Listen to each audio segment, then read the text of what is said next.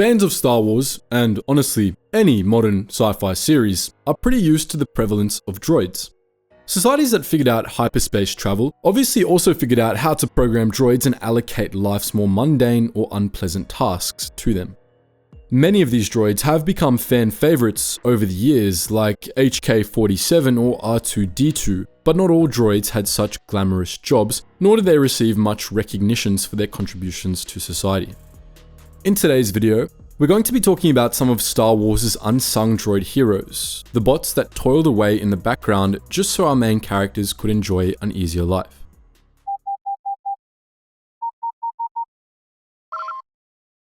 Attention, Sergeant on deck! We'll start off this list by looking at a pretty famous little guy, for an NPC at least. Small, cute, and skittish like their namesakes, the MSE-6 series repair droids, otherwise known as mouse droids, were some of the most well-known maintenance droids in the series. Standing less than a foot tall, this Minecraft slab of a droid was small enough to slip under machines and still have room to maneuver. They moved around thanks to 4 small wheels under their chunky bodies, with a command order tray on their backs that allowed for reprogramming. Equipped with a data probe and a grasping claw, these timid little guys could perform several complex tasks despite their simple design and rudimentary droid brains.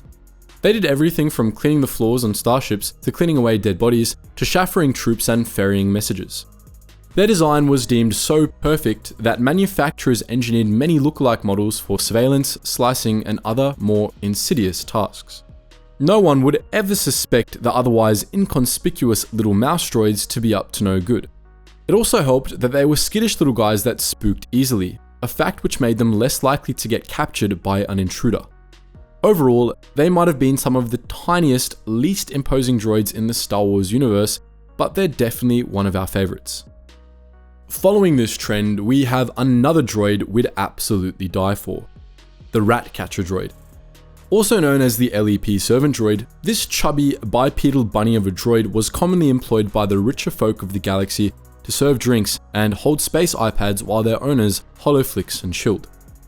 Although these service droids could speak in Galactic Basic, we much rather think of them as it appeared in the book of Boba Fett, Chapter 4, where they communicated in an adorable series of squeaks, chirps, and whistles.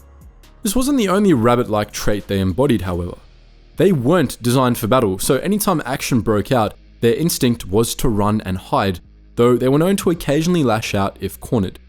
They were also very quick on their feet, which is why Bib Fortuna employed them as rat catchers.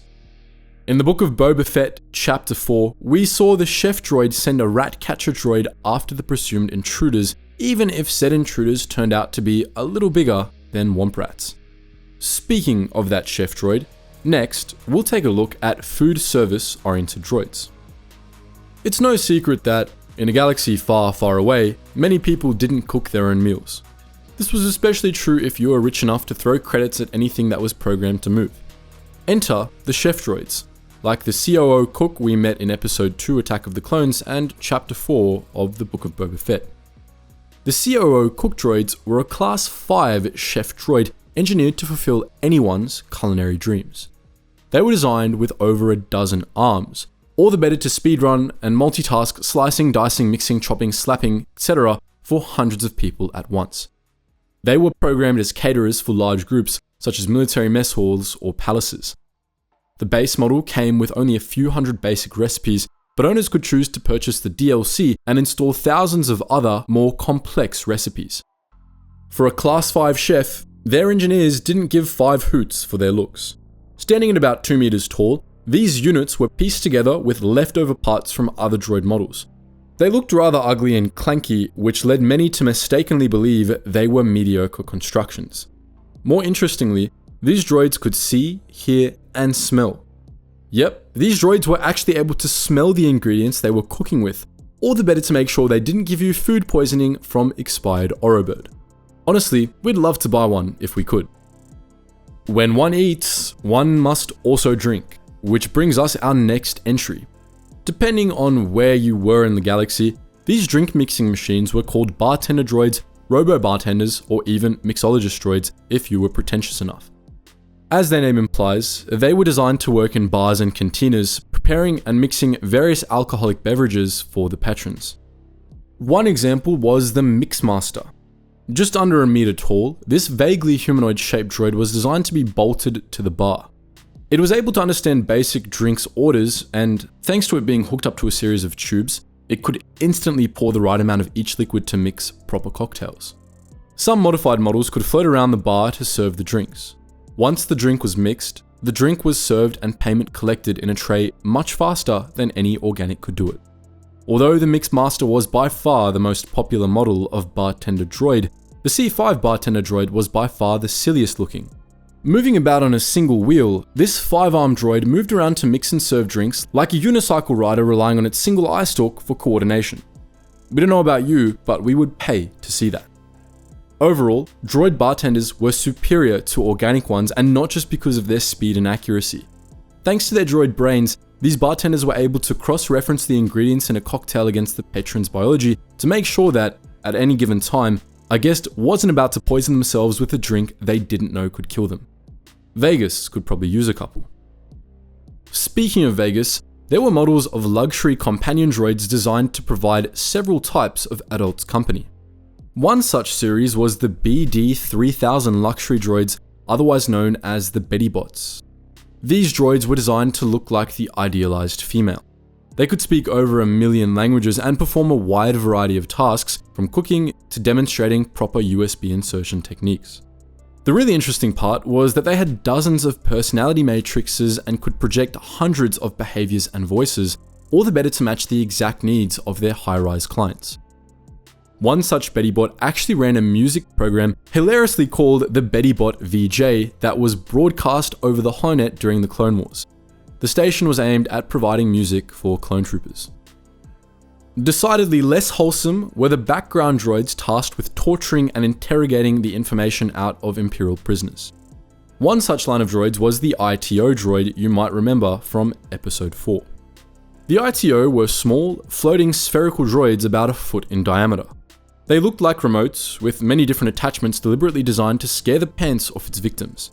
They specialized in torture and interrogation, relying on advanced methods to optimize prisoner loquaciousness. One technique involved injecting the prisoner with a chemical that both disabled their pain threshold and prevented them from passing out, just so the droid could then go in with various torture devices on the body's most sensitive areas.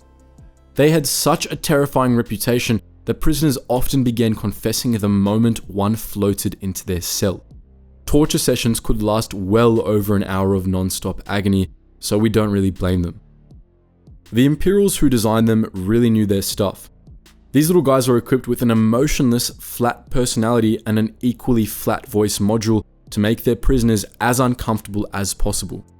Other times, they would say nothing at all, leaving prisoners begging for mercy from the more reasonable organic torturer.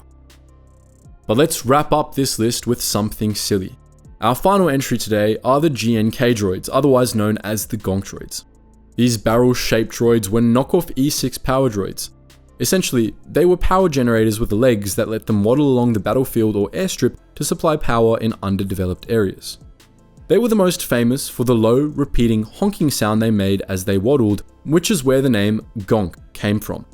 Although they were sometimes modified to carry weapons, their base model wasn't designed for combat, and that's how we prefer to think of them, as big hunks of battery happily plodding along toward their destination, all while honking happily to themselves. If only life were more like that. Sometimes. With that, that's gonna have to be it for today. With a franchise as huge as Star Wars, if we wanted to cover every background droid in existence, we'd be here all week. Those were just some of our top picks, but what do you think? Did we miss any background droid you think is particularly cool? Let us know your favorite NPC bots in the comments section below. As always guys, thank you so much for watching, and I hope to see you in the next video.